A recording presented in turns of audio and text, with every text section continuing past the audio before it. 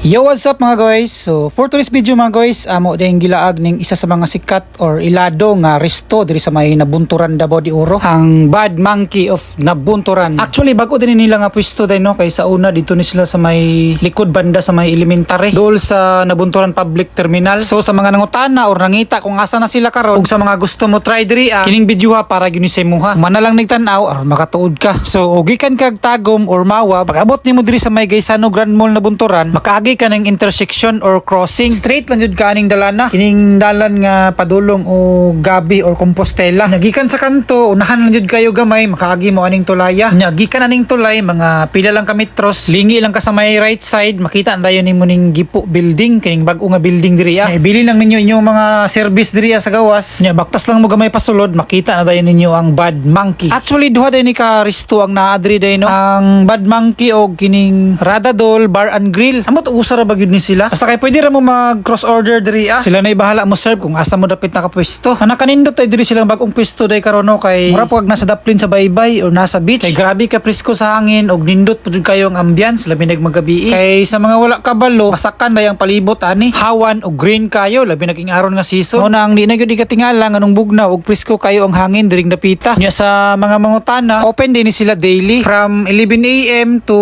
9 PM. Pero ini ka Sunday, nag-open sila alas 3 na sa hapon pero hantod na pud alas 11 sa gabi. Tama-tama gyud pod para sa mga gusto mag-chill-chill or gusto mag-date-date diring dapita. Nya ikaw unsa pa may plano nimo? Arat na. Kita katora siguro hantod sa sunod na pod. Amping kanunay o God bless.